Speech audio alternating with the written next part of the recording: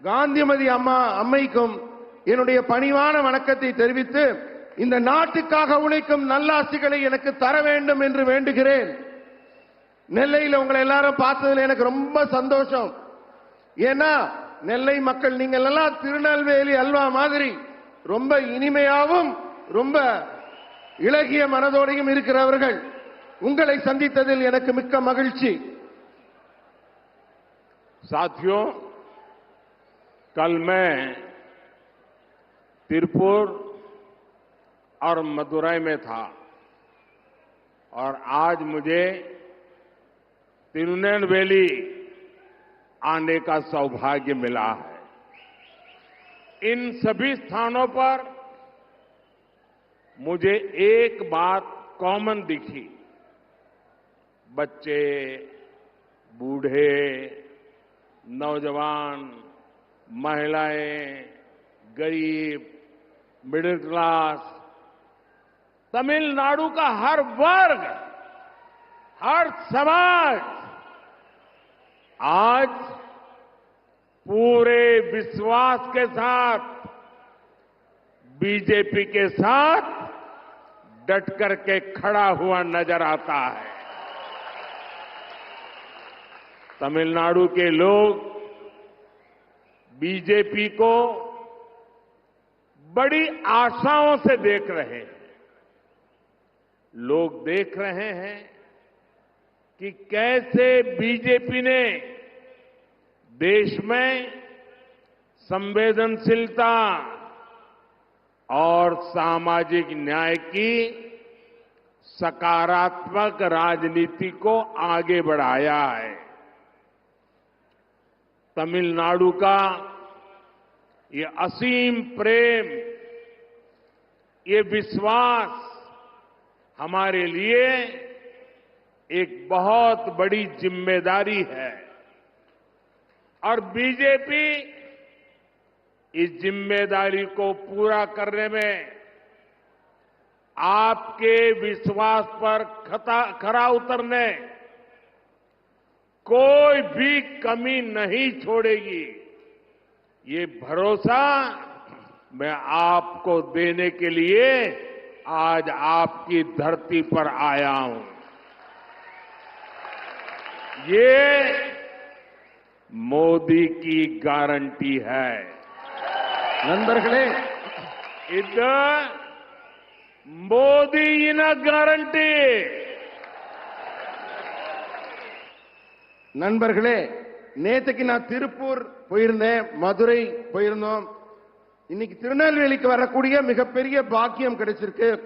ஆனா இந்த எல்லா இடத்துலயும் உங்களை பார்க்கும்போது எனக்கு ஒரு பொதுவான ஒரு பண்பு தெளிவாக தெரியுது. தமிழகத்துல குழந்தைகளாகட்டும், முதியவர்களாகட்டும், இளைஞர்களாகட்டும், பெண்களாகட்டும், ஏழை நடுத்தர குடும்பத்தினராகட்டும், இப்படி எந்த பிரிவினராக இருந்தாலும் பாரதிய ஜனதா கட்சியின் மீது மிகப்பெரிய நம்பிக்கையை வைத்திருக்கிறார்கள். தமிழக மக்களோட அந்த நம்பிக்கையை பாரதிய ஜனதா கட்சி கண்டிப்பாக காப்பாற்றும். அவங்க நம்மளுடைய சமூக நீதி எப்படி பண்றோம், உண்மையான நேர்மறையான அரசியலை எப்படி பண்றோம் என்பதை கவனித்துக் கொண்டிருக்கிறார்கள். உங்க நம்பிக்கையெல்லாம் முழுவதுமாக பாரதிய ஜனதா கட்சி நிறைவேற்றும் என்ற உறுதிமொழியை இன்று இந்த திருநெல்வேலியில் உங்கள் முன்னால் வைக்கிறேன். இது மோடியின் கேரண்டி. साथियों, तमिलनाडु के लोग भविष्य से कदम मिलाकर चलने वाले लोग हैं। तमिलनाडु की पहचान टेक्नोलॉजी से होती है, नई सोच से होती है। यही बात तमिलनाडु को बीजेपी के और करीब लाती है।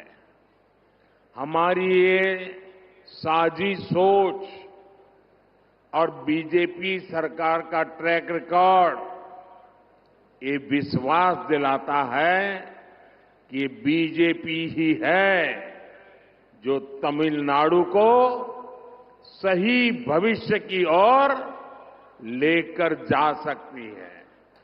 ऐसे कई उदाहरण आज आप देख सकते हैं, जैसे कि आज भारत विश्व की सबसे तेजी से बढ़ती अर्थव्यवस्था है और साथ ही हम उन चुनिंदा देशों में से एक है जो रिन्यूएबल एनर्जी के प्रति पूरी प्रतिबद्धता से काम कर रहे हैं। जब रिन्यूएबल एनर्जी की बात होती है तो तमिलनाडु इसकी संभावनाओं से भरा हुआ है। देश इस नई सोच के साथ काम कर रहा है और इसका बड़ा लाभ तमिलनाडु को मिल रहा है। நண்பர்களே, தமிழ்நாட்டு மக்கள் எல்லாம் எப்போதும் வருங்காலத்தை பற்றிய, எதிர்காலத்தை பற்றிய ஒரு மிகப்பெரிய தெளிவுடன் இருப்பார்கள். அதுக்கு முக்கிய காரணம் அவர்களுடைய தொழில்நுட்ப அறிவில அவங்க மிகச் சிறந்தவர்களாக இருக்கிறார்கள். இதுதான் தமிழகத்தை பாரதிய ஜனதா கட்சியோட இப்பெல்லாம் நெருக்கமாக்குது. ஏன்னா பாரதிய ஜனதா கட்சியுடைய அணுகுமுறையும் சித்தாந்தமும் தமிழக மக்களின் எண்ணத்தோடு மிகவும் ஒத்துப் போகிறது, ஒன்றுபடுகிறது. எதிர்காலத்தை நோக்கிய பாரதிய ஜனதா கட்சியின் சிந்தனையும் மக்களின் சிந்தனையும் ஒன்றுபடுவதால் தமிழக மக்களுக்கு பாரதிய ஜனதா கட்சியின் மேல் புது நம்பிக்கையை ஏற்படுத்தி இருக்கிறது. இந்த மாதிரி நிறைய உதாரணம் நான் சொல்லலாம். இது போல இன்னைக்கு இந்தியா வேகமாக வளர்ற பொருளாதாரத்தை கொண்டிருக்கிறது. மேலும் இந்த எரிசக்தியில புதுப்பிக்கத்தக்க எரிசக்தின்னு சொல்றாங்க இல்லையா, அந்த எரிசக்தி துறையில வெளிநாடுகளோட இந்தியாவும் போட்டி போட்டு முன்னேறுது. இந்த புதுப்பிக்கத்தக்க எரிசக்தியை பொறுத்த வரைக்கும் தமிழ்நாடு மிகப்பெரிய வளர்ச்சியை நோக்கி சென்று கொண்டிருக்கிறது. அந்த வளங்கள் எல்லாம் தமிழகத்தில் இருக்கிறது. இந்த நாடு புதிய சிந்தனையோடு செயல்படுகிறது. தமிழ்நாடும் இந்த புதிய சிந்தனையின் வளர்ச்சியில் மிகப்பெரிய பங்கு வகிக்கப் போகிறது. साथियों, एक और बदलाव है जिसे आज तमिलनाडु के भाई बहन देश के बाहर भी महसूस कर रहे हैं. ये बदलाव है दुनिया में भारत का बढ़ता कद, भारत का बढ़ता सम्मान. पूरे विश्व में फैले तमिल कम्युनिटी के लोग जब देखते हैं कि उन्हें भारतीय होने की वजह से सम्मान की नजर से देखा जाता है, तो उनका विश्वास मजबूत होता है कि केंद्र सरकार सही काम कर रही है. ये बदलाव देश की स्थिर, विकासशील और मजबूत बीजेपी की सरकार से ही आया है. इसलिए तो आज तमिलनाडु बीजेपी से इतनी तेजी से जुड़ रहा है. நண்பர்களே, உங்களுக்கெல்லாம் ஒரு உதாரணம் சொல்றேன். நீங்க எல்லாம் வெளிநாடுகளுக்கு தமிழ்நாட்டு சகோதர சகோதரிகள்லாம் போறீங்க இல்லையா, அப்ப போகும்போது வெளிநாட்டுல உங்களை எல்லாம் என்ன மரியாதையோட பாக்குறாங்கங்கிற பார்வையில ஒரு மாற்றம் வந்திருக்குதானே? இந்தியர்களை அவங்க வியப்போடும் பெரிய மரியாதையோடும் பார்க்கறாங்க தானே? அந்த பெருமை தமிழக மக்களுக்கும் கிடைத்துக் கொண்டிருக்கிறது. உலகில் உள்ள சமுதாய மக்கள் எல்லாம் இந்தியர்களை இவ்வளவு பெருமையாக பார்க்கிறார்கள் என்பதே மத்திய அரசு சிறப்பாக செயல்பட்டுக் கொண்டிருக்கிறது என்பதற்கு சாட்சி. இந்த மாற்றம் நிலையான, உறுதியான வளர்ச்சியை நோக்கிய மாற்றம் என்பதை உணர்ந்து கொண்ட தமிழக மக்கள் இப்ப பாரதிய ஜனதா கட்சியை தேர்ந்தெடுத்து அதன் பின்னே வரத் தொடங்கி இருக்கிறார்கள். साथियों, भाजपा सरकार में पहली बार दिल्ली से तमिलनाडु की दूरी इतनी कम हुई है. आज गरीब, किसान, महिला और युवा, उनसे जुड़ी हर योजना का लाभ भारत के दक्षिणी कोने तक पहुंच रहा है। बीजेपी सरकार कैसे काम करती है, आज तमिलनाडु खुद इसका गवाह है। 5 साल पहले तमिलनाडु के सिर्फ 21 लाख ग्रामीण घरों में नल से जल आता था। 20 लाख। आज जल जीवन मिशन के कारण 1 करोड़ से ज्यादा ग्रामीण घरों में नल से जल पहुंचता है। सब जानते हैं कि कैसे घर तक पानी न आने से सबसे ज्यादा तकलीफ घर की महिलाओं को उठानी पड़ती थी, लेकिन घर घर नल पहुंचने से उसने जीवन को आसान कर दिया है। आज तमिलनाडु की 40 लाख से ज्यादा महिलाओं के घर तक, उनके किचन तक उज्ज्वला योजना का सिलेंडर पहुंच रहा है। इससे उन्हें धुएं से मुक्ति मिल गई है। आप सोचिए, हमारी माताओं बहनों की ईज ऑफ लिविंग कितनी बड़ी है, और इसीलिए तो आज तमिलनाडु में जहां जाता हूं माताएं बहनें बहुत बड़ी संख्या में आकर के मुझे आशीर्वाद देती है। நண்பர்களே, நான் யோசிச்சு பார்க்கிறேன், இப்பதான் முதல் முறையா டெல்லிக்கும் தமிழ்நாட்டிற்கும் இடையே இருக்கிற தூரம் ரொம்ப குறைஞ்சு போச்சு. நெருக்கமா வந்திருக்கோம். இன்னைக்கு ஏழைங்க, விவசாயிங்க, பெண்கள், இளைஞர்கள், இப்படி ஒவ்வொருத்தருக்கான திட்டத்தின் பலன்களும் தமிழ்நாட்டின் மூலை முடுக்கெல்லாம் தென் தமிழக மக்களுக்கெல்லாம் சென்று கிடைத்திருக்கிறது. இதுதான் பாரதிய ஜனதா அரசு எப்படி செயல்படுதுங்கிறதுக்கான ஒரு நல்ல சாட்சியா, நல்ல சான்றா இருக்குது. 5 ஆண்டுக்கு முன்னாடி தமிழ்நாட்டில் கிராமப்புற வீடுகளில் இருந்த குடிநீர் திட்டம் குழாய் எவ்வளவுன்னா வெறும் 21 லட்சம். ஆனா இப்ப நம்ம அரசு 1 கோடி வீடுகளுக்கும் மேல கிராமப்புற வீடுகளுக்கு குடிநீர் குழாய் இணைப்பு கொடுத்திருக்கோம். வீட்டுல தண்ணி இல்லாததுனால நம்ம வீட்டு பெண்கள்லாம் எவ்வளவு கஷ்டப்பட்டாங்க, எவ்வளவு துன்பப்பட்டாங்கிறதெல்லாம் நமக்கெல்லாம் தெரியும்.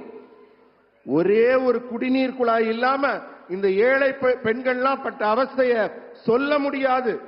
ஆனா இந்த குழாய் நாம் கொடுத்த உடனே அவங்க வாழ்க்கையே சுலபமாகி இருக்கு.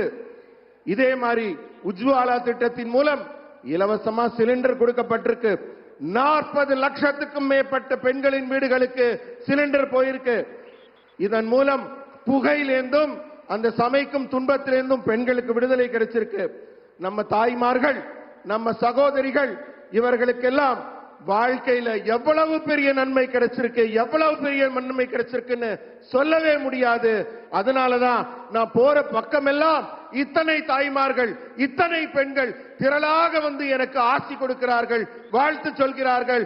அந்த தாய்களுக்கும் பெண்களுக்கும் மிக்க நன்றி. साथियों, आज अगर देश 100 कदम आगे बढ़ता है तो तमिलनाडु भी उतनी ही तेजी से आगे बढ़े, ये मोदी का संकल्प है। इसलिए बीते 10 वर्षों में अगर हमने देश में अनेक नए एम्स खोले तो मदुरई में भी एम्स खोलने जा रहे हैं। आज अगर देश में हर गरीब को 5 लाख रुपए तक के मुफ्त इलाज की गारंटी मिल रही है तो उसमें 50 लाख से ज्यादा लाभार्थी हमारे तमिलनाडु के भाई बहन हैं। और ये सेवा हम तब कर रहे हैं जब राज्य में ऐसी सरकार है जो हमें तमिलनाडु के हित के लिए भी सहयोग करने के लिए तैयार नहीं है। इसलिए तमिलनाडु के विकास की विरोधी राज्य सरकार से ऐसे विकास विरोधी राजनीतिक दल से आप सबको सतर्क रहने की जरूरत है। अब उनसे हिसाब मांगने की जरूरत है। इन लोगों ने तमिलनाडु के विकास के नाम पर आपको खूब लूटा है। इतना ही नहीं, आपके बच्चों के भविष्य को उन्होंने गहरे गड्ढे में डाल दिया है। और अब मैं आपको गारंटी देता हूं, मैं आपके बच्चों के भविष्य को बर्बाद नहीं होने दूंगा। मोदी ऐसा नहीं होने देगा। और ये भी मोदी की गारंटी है। इधर मोदी न गारंटी। நண்பர்களே, साथियों, तमिलनाडु की इस धरती का भगवान श्री राम के साथ जो संबंध है वो दुनिया जानती है। 22 जनवरी को अयोध्या में होने वाले आयोजन से पहले मैं जो अनुष्ठान कर रहा था उसके तहत विभिन्न मंदिरों में गया था, धनुषकोडी भी गया था।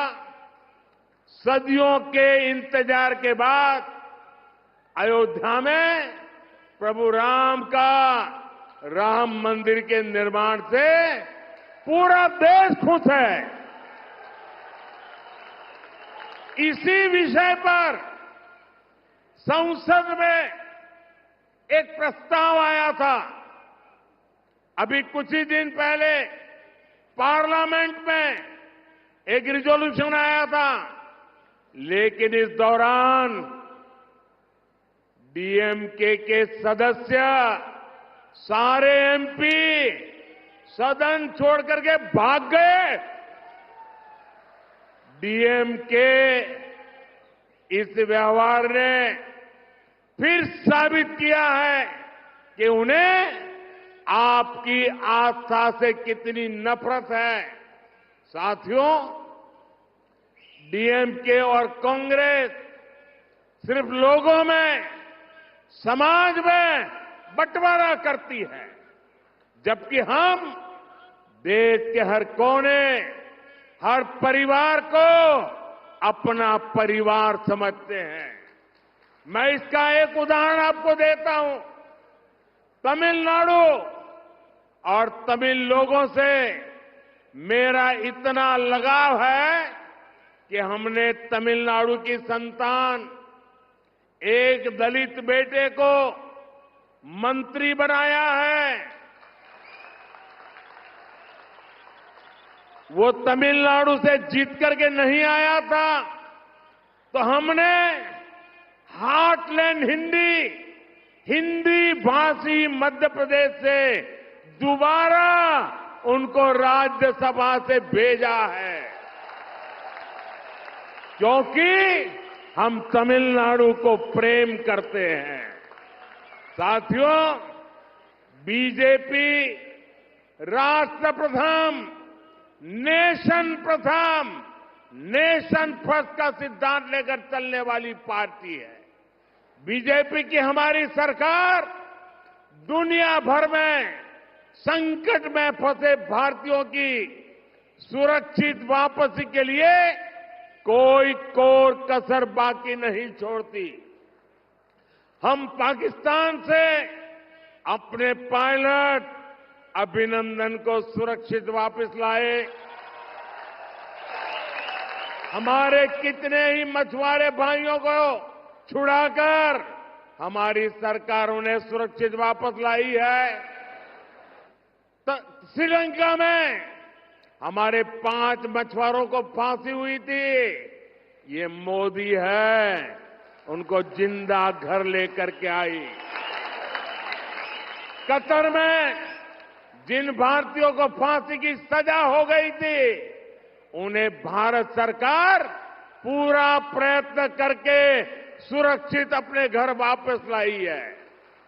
अगर कांग्रेस की सरकार होती, अगर इंडी गठबंधन की सरकार होती, तो क्या ये संभव था? क्या वो ला सकते थे? ऐसा सोच भी नहीं सकते। कांग्रेस की इंडी गठबंधन की सरकारें तो ऐसी रही हैं जो सालों से पाकिस्तान की जेल में पड़े एक भारतीय की सुरक्षा तक के लिए कुछ नहीं कर पाई थी। साथियों, डीएमके एक ऐसी पार्टी है जो काम तो करती नहीं, लेकिन झूठा क्रेडिट लेने के लिए आगे रहती है।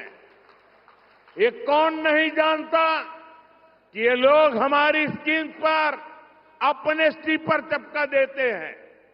अब तो इन्होंने हद कर दी।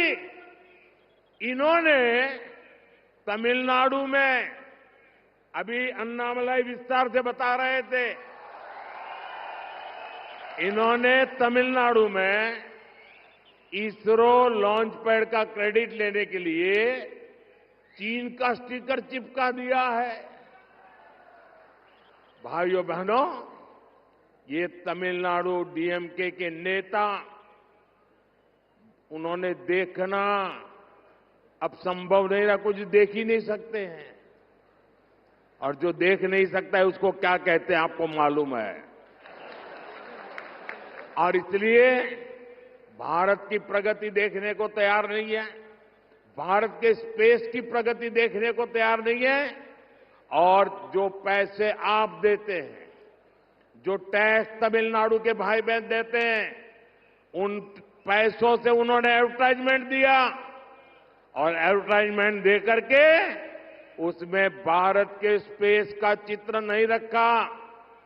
भारत के स्पेस की सफलता को वो दुनिया के सामने, तमिलनाडु के सामने रखना नहीं चाहते थे। उन्होंने हमारे साइंटिस्टों का अपमान किया, हमारे स्पेस सेक्टर का अपमान किया, आपके टैक्स के मनी का अपमान किया, आपका अपमान किया।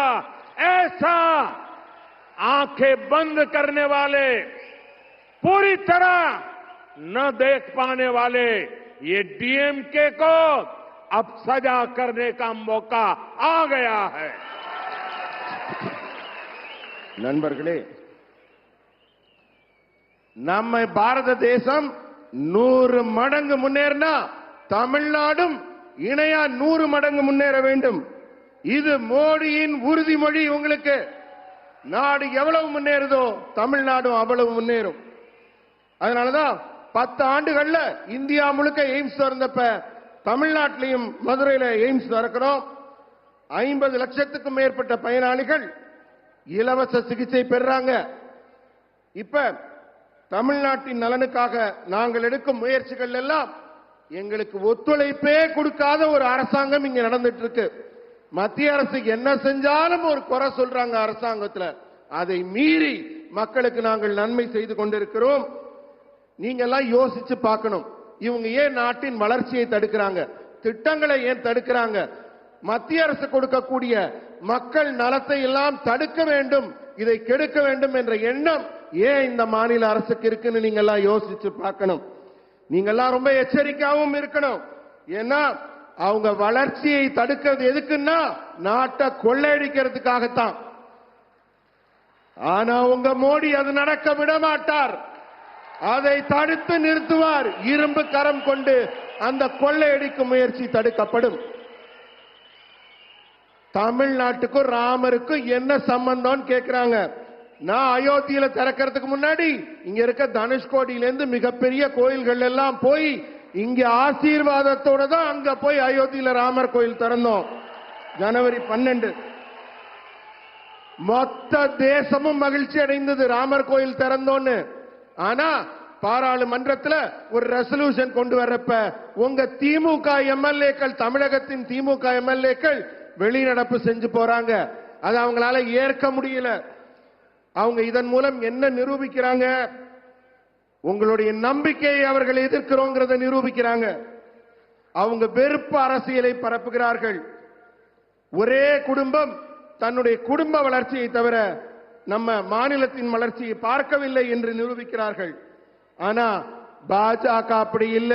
உங்களை நேசிக்கிறோங்கிறதுக்காகத்தான் உங்க குடும்பத்திலிருந்து ஒரு தலித் குடிமகனை, உங்க பிள்ளையை நாங்க மத்திய அரசுல அமைச்சராக்கி இருக்கிறோம். அவருக்கு அதுவும் இல்லாம ஹிந்தி வேற தமிழ் வேறன்னு பேசுறாங்க. ஹிந்தி பேசுற ஒரு மத்திய மாநிலத்திலிருந்து அவருக்கு இப்ப எம்பி பதவியும் மறுபடி கொடுத்திருக்கோம். அதுக்காக நாங்க ரொம்ப சந்தோஷப்படுறோம், மகிழ்ச்சி அடைகிறோம். ஏன்னா எங்களுக்கு நாடு தான் முக்கியம், மக்கள் தான் முக்கியம், தேசம் தான் முக்கியம். ஏன்னா இது வலிமையான பாரதம், வல்லமையான பாரதம். அபிநந்தன் பாகிஸ்தான் பார்டர்ல போய் விமானத்திலிருந்து விழுந்தாரு. ஒரு கீறல் கூட இல்லாம நாங்க கூட்டிட்டு வந்தோமா இல்லையா? ஸ்ரீலங்கால 5 மீனவர்கள் தூக்கு தண்டனை விதிச்சிருந்தாங்க. அவங்களுக்கு தண்டனையா கிடைச்சது. நான் போய் மீட்டுட்டு வரல அவங்கள. யாரால நம்ம நாட்டு மக்கள் மேல கை வைக்க முடியும்? ஏன்னா இங்க இருக்கிறது மோடி. மோடிய மீறி யாரும் இந்தியன் மேல கை வைக்க முடியாது.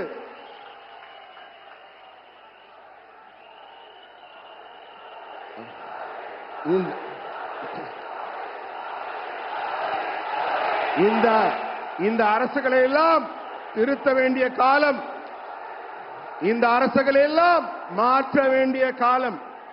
டிஎம்கே பொய் வேஷம் போடுது, டிஎம்கே பிரிச்சாலும் சூழ்ச்சி பண்ணுது. இதையெல்லாம் நம்ம தெளிவா பார்க்க முடியுது. ஆனா இனிமே டிஎம்கேவை பார்க்க முடியாது. இனிமே டிஎம்கே இங்க இருக்க முடியாது. ஏன்னா இங்க அண்ணாமலை வந்துட்டார், உங்க கூட அண்ணாமலை இருக்கார். இனிமே டிஎம்கேவை நீங்க எங்கேயும் தேடினாலும் கிடைக்காது. காசு பணம் சம்பாதிக்க உங்களுடைய நம்பிக்கையை, உங்களோட மொழியை, உங்களுடைய இனத்தை சிறுபான்மைப்படுத்தி அதை கேவலப்படுத்தி அந்த நம்பிக்கையை எதிர்க்கிற திமுக முற்றிலுமாக இங்கிருந்து அகற்றப்படும்.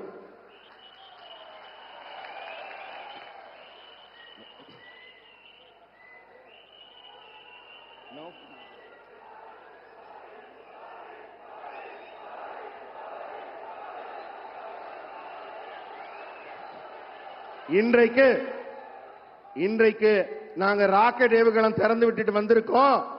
அதுல நீங்க பாத்தீங்கன்னா திமுக ஒரு விளம்பரம் போட்டிருக்கு. என்ன போட்டிருக்காங்க? சைனாவோட கொடி போட்டு சைனாவோட ராக்கெட் படத்தை போடுறாங்க. அந்த அளவுக்கு தான் அவங்க நாட்டு பற்று இருக்கு. இந்தியாவின் மேல அவங்களுக்கு என்ன பற்று இருக்குங்கிற உண்மையை நீங்க உணர்ந்துக்கணும். साथियों, विकसित भारत के लिए तमिलनाडु का विकसित होना बहुत जरूरी है।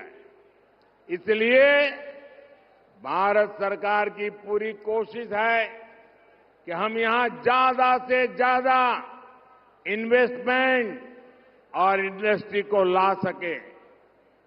तिरुनेलवेली चेन्नई वंदे भारत एक्सप्रेस के कारण यहां यात्रा और व्यापार दोनों आसान हुए हैं।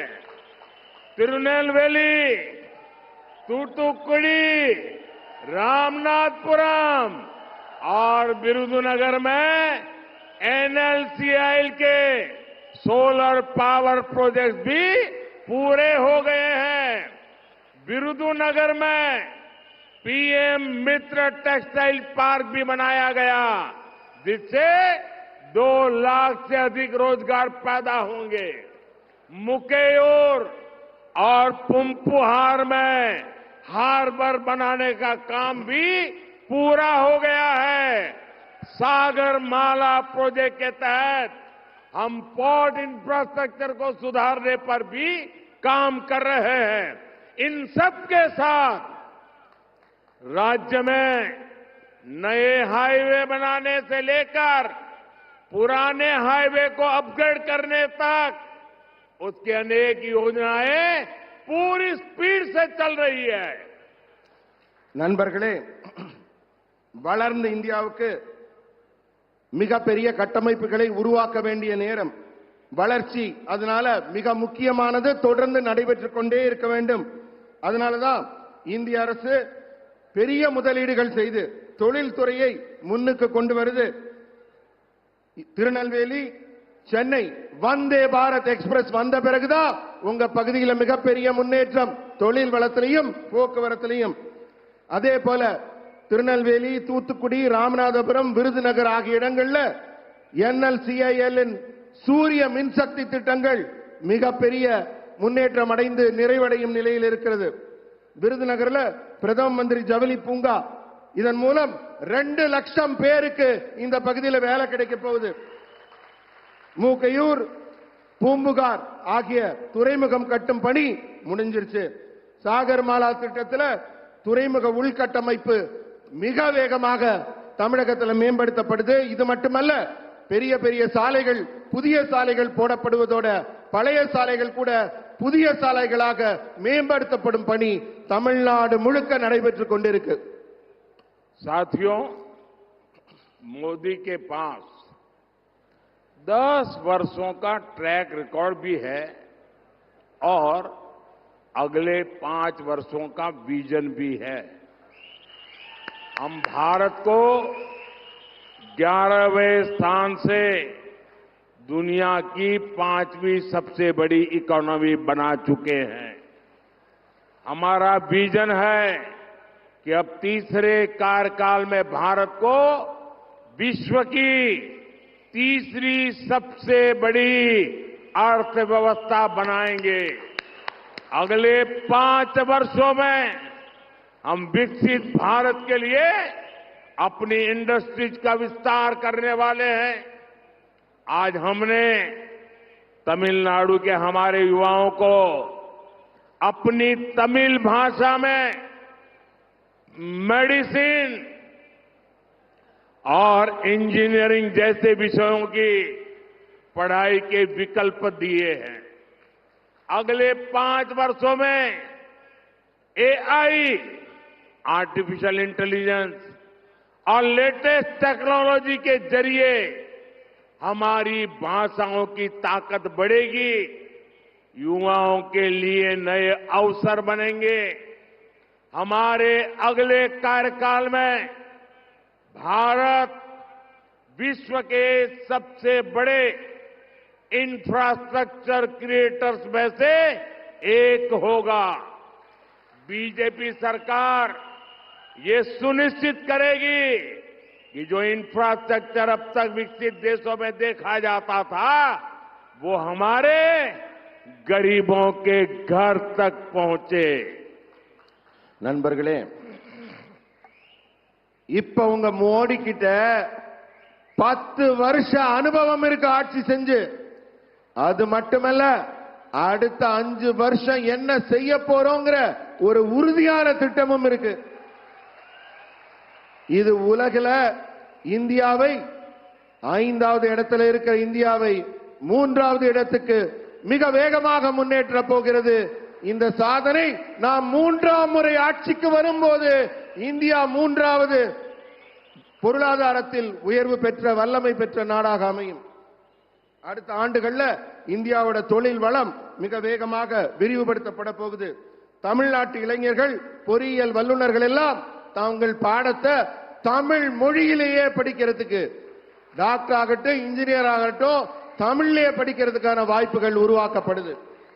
அடுத்த 5 ஆண்டுகளுக்கு செயற்கை நுண்ணறிவுங்கிற ஆர்டிபிஷியல் இன்டெலிஜென்ஸ், அதனால உங்க மொழியோட தன்மையும் உங்க மொழியோட வலிமையும் அதிகரிக்க போகுது. இதனால புதிய வாய்ப்புகள் மொழி வாரியாக உருவாக்கப்படும். நம்முடைய அடுத்த வரப்போகிற ஆட்சி காலத்துல இந்தியா மிகப்பெரிய உள்கட்டமைப்பை உருவாக்குது. சரி, ஏதோ பெருசா ரோடு ஓட போறாங்க, பெருசா கட்டடம் போட போறாங்கன்னு நினைக்காதீங்க. அந்த உள்கட்டமைப்பு இந்த நாட்டின் ஒரு ஏழையின் வீட்டுக்குள்ளும் வரும். ஒவ்வொரு வீடும் உலக நாடுகளில் இருக்கிற அத்தனை வசதிகளையும் பெற்றுவிடும். साथियों, साउथ तमिलनाडु के लोगों के जो मुद्दे हैं वो बीजेपी भली भांति जानती है. बीजेपी इन मुद्दों को लेकर बहुत संवेदनशील है और हम इस पर काम भी करेंगे. ये मोदी की गारंटी है कि साउथ तमिलनाडु में विकास को नई गति दी जाएगी और यहां के युवाओं को काम के लिए घरों से दूर नहीं जाना पड़ेगा. நண்பர்களே, தென்னிந்திய மக்கள் சந்திக்கும் பிரச்சனைகள் எல்லாம் பாரதிய ஜனதா கட்சிக்கு ரொம்ப நல்லா தெரியும். நான் உங்களை எல்லாம் கூர்ந்து நோக்கிட்டு இருக்கேன். இந்த விவகாரங்கள்ல எங்களுடைய உணர்வுகள் மிக தெளிவாக உங்க மனசோட ஒத்து போகுது. அதனால உங்களுக்கு என்ன தேவையான நன்மைகளோ அதை பாரதிய ஜனதா கட்சி கண்டிப்பாக செய்யும். தமிழகத்தின் வளர்ச்சிக்கு புதிய உத்வேகம், புதிய வேகம், புதிய மலர்ச்சி கிடைக்கும். இங்க இருக்க இளைஞர்கள் எல்லாம் வீட்டை விட்டு வெளியில போக வேண்டாம். அவங்க உட்கார்ந்த இடத்துல இருந்து இந்த செயற்கை நுண்ணறிவு புதிய உத்வேகத்தில் கிடைக்கக்கூடிய திட்டங்கள் மூலமாக மிகப்பெரிய பலனை அடைவார்கள். இதுவும் உங்க மோடியின் கேரண்டி. साथियों, 2024 के 24 के चुनाव में एक तरफ विकास और विजन की बात करने वाली बीजेपी है, वहीं दूसरी ओर डीएमके और कांग्रेस जैसी पार्टियां हैं. ये सरकार में इसलिए आना चाहते हैं ताकि अपने परिवार को आगे बढ़ाए, अपने परिवार की जेब भरे. इनसे पूछिए कि तमिलनाडु के विकास के लिए वे क्या करेंगे. ये बोलेंगे पता नहीं है, लेकिन इनसे पूछ लीजिए कि इनकी पार्टी का अध्यक्ष अगला कौन बनेगा, तो ये बात इन्हें जरूर पता होगी, क्योंकि परिवार से ही कोई न कोई अध्यक्ष बनेगा. इन पार्टियों को देश से भी बड़ा अपना परिवार लगता है.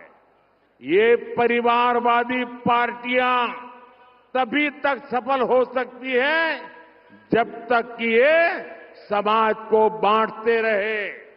इसलिए हर दिन ये लोग ऐसे नए तरीके खोजते हैं कि लोग बंटे और एक दूसरे से नफरत करें. लेकिन तमिलनाडु वो भूमि है जिसने हमेशा समाज को नई दिशा दिखाई है. और अभी अन्नामलाई ने इस भूमि में कैसे कैसे महापुरुष हो गए, कैसे महान स्वातंत्र सेनानी हो गए, उसका विस्तार से वर्णन किया. तमिलनाडु वो धरती है जहां राष्ट्र को जोड़ने वाले वीर सपूतों का जन्म हुआ है. यहां एमजीआर जैसे विजनरी ने विकास की राजनीति को नई ऊंचाई पर पहुंचाया था. मुझे ये विश्वास है कि तमिलनाडु अपने परिवार के लिए काम करने वालों को जरूर नकारेगा, हटाएगा. इस बार तमिलनाडु उनका साथ देगा जिन्होंने गरीब परिवारों के लिए काम किया है. मुझे विश्वास है कि इस बार तमिलनाडु सिर्फ अपने बच्चों का भविष्य बनाने वालों को नकारेगा. ये देखिए, ये डीएमके वाले क्या कर रहे हैं. पहले जो डीएमके के नेता थे वो अपने बेटे को मुख्यमंत्री बनाने के लिए जिंदगी भर लगे रहे. अब जो मुख्यमंत्री है वो अपने बेटे को मुख्यमंत्री बनाने में लगे हुए हैं. ये सारे डीएमके वाले अपने बच्चों को सेट करने में लगे हैं और आपका भविष्य अपसेट करने में लगे हैं. वे उनके बच्चों का भाग्य बनाना चाहते हैं और मोदी आपके बच्चों का भाग्य बनाने की गारंटी लेके आया है। तमिलनाडु इस बार उस बीजेपी को आशीर्वाद देगा जिन्हें आपके बच्चों के भविष्य की चिंता है। நண்பர்களே, 2024 தேர்தல்ல ஒரு பக்கம் வளர்ச்சியையும் தொலைநோக்கு பார்வையும் முன்னெடுத்துக் கொண்டு பாரதிய ஜனதா கட்சி ஒரு பக்கம் நின்னுச்சு. இப்ப திமுகவும் காங்கிரசும் இதுக்கு எதிர்பக்கத்தில் நிக்கிறது. அதனால அவங்க ஆட்சி அதிகாரத்துல மட்டும் சேர்ந்து அதுல சம்பாதிக்கணும்னு நினைக்கிறாங்க. அவங்க குடும்பம் மீண்டும் ஆட்சிக்கு வரணும்னு நினைக்கிறாங்க. அவங்க குடும்ப உறுப்பினர்கள் ஆட்சி அதிகாரத்துல வரணும்னு நினைக்கிறாங்க. தமிழ்நாட்டின் வளர்ச்சிக்கு என்ன செய்வீங்கன்னு கேட்டு பாருங்க, அவங்கள்ட்ட பதில் இருக்காது. ஆனா அடுத்து யாரு இங்க சிஎம் ஆக போறீங்க, அடுத்து யாரு மினிஸ்டர் ஆக போறீங்கன்னு அவங்களை கேட்டு பாருங்க, நல்லா தெரியும். ஏன்னா அப்பாக்கு அப்புறம் பிள்ளை, பிள்ளைக்கு அப்புறம் அவங்க பிள்ளைன்னு வம்சாவளி அரசியலை அவர்கள் முன்னெடுக்கிறார்கள். அடுத்த கட்சி தலைவர் யாருன்னு அவங்களுக்கு நல்லா தெரியும். ஆனா இந்த கட்சிகள் எல்லாம் தன் நாட்டை விட தான் குடும்பத்தை தான் முக்கியம் நினைக்கிறாங்க. மக்களை யாரும் முக்கியமா நினைக்கல, உங்க நன்மையை யாரும் முக்கியமா நினைக்கல. எனவே ஒவ்வொரு நாளும் அவங்க என்ன நினைக்கிறாங்க, மக்களை டிவைட் அண்ட் ரூல், பிரிச்சு ஆளணும். ஏதாவது ஒரு பிரச்சனை மூலமா மொழியோ இனமோ சாதியோ ஏதாவது ஒண்ணு சொல்லி உங்களை பிரிச்சு பிரிச்சு வைக்கணும், ஒரு சண்டைகள் உருவாக்கணும். இதுதான் அவங்க எண்ணம், நோக்கமா இருக்கு. தேசத்தை ஒன்றுபடுத்த வேண்டும் என்ற எண்ணம் அவர்களுக்கு இல்லை. ஆனால் அவர்கள் எண்ணம் ஈடேறப் போவதில்லை. என் மண் என் மக்கள் யாத்திரை மூலம் இதோ அண்ணாமலை அவர்கள் நாட்டை ஒற்றுமைப்படுத்துவதற்காக நடை பயணம் நடந்து கொண்டிருக்கிறார். அதனால அவங்க எண்ணம் ஈடேறப் போவதில்லை. தொலைநோக்குல வீரத்துக்குடன் இந்த நாட்டை ஒன்றுபடுத்த வேண்டும் என்று உழைத்த தமிழ் மக்கள் இங்க அதிகம் பேர் இருக்கிறாங்க. தேசத்துக்காக உழைத்தவர்கள், தன் குடும்பத்தில் இருக்கிறவங்க முன்னேறணும்னு நினைக்கிறவங்களுடைய அவங்களுடைய சுயநலத்தை அடக்கி பொது நலத்தை முன்னெடுக்கும் நாள் வெகு தூரத்தில் இல்லை. ஏழை குடும்பங்களுக்காக உழைத்தவர்களுக்கு, ஏழை குடும்பங்களுக்காக உழைப்பவர்களுக்கு பாரதிய ஜனதா கட்சி தான் என்றும் துணை நிற்கிறது. நாங்களும் அதே பணியைத்தான் செய்து கொண்டிருக்கிறோம். இந்த முறை தான் குடும்பம் தான் பிள்ளைங்க அப்படிங்கிற சுயநலத்தோட வர்றாங்க இல்லையா, அவங்களெல்லாம் தமிழகம் கண்டிப்பாக நிராகரிச்சு தான் ஆகணும். ஏன்னா அவங்களுக்கு உங்க பிள்ளைகள் முன்னேறணும்னு அக்கறையே இல்லை. அவங்க பிள்ளைங்களை பத்தி தான் கவலைப்படுறாங்க. உங்க பிள்ளைங்களை பத்தி கவலைப்பட நான் இருக்கிறேன், மோடி ஆகிய நான் இருக்கிறேன். உங்க பிள்ளைகள் நல்லாக முன்னேற வேண்டும் என்பதற்காக. मैं पिछले 2 दिन से देख रहा हूं कि लाखों की तादाद में आप तमिलनाडु के भाई बहन हम सबको आशीर्वाद दे रहे हैं। मैं आप सबसे पहले क्षमा मांगता हूं। इतना उत्साह, इतना प्यार, इतने आशीर्वाद, लेकिन मैं तमिल में भाषण नहीं कर पा रहा हूं। समझ लेता हूं, कभी कुछ वाक्य बोल लेता हूं, लेकिन मैं तमिल में भाषण नहीं कर पा रहा हूं। उसके बावजूद भी लाखों लोग बैठ रहे हैं, मुझे सुनने समझने की कोशिश कर रहे हैं। ये कारण है आपका प्यार, आपके आशीर्वाद, आपका विश्वास। मैं आपके इस प्यार के लिए, इस विश्वास के लिए आज तमिलनाडु के लोगों को शत शत नमन करता हूं, सर झुकाकर प्रणाम करता हूं। நண்பர்களே,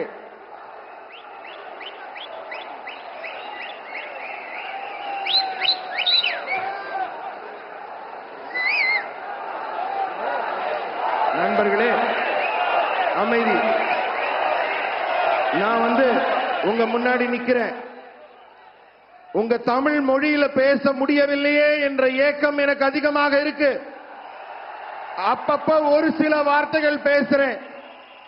ஆனாலும் முழுமையா தமிழ்ல பேசலையே, என் பேச்செல்லாம் உங்களுக்கு புரியுற மாதிரி பேச முடியலையேங்கிற ஏக்கம், ஒரு வருத்தம் எனக்குள்ள இருக்கு. ஆனாலும் இத்தனை பேர், இத்தனை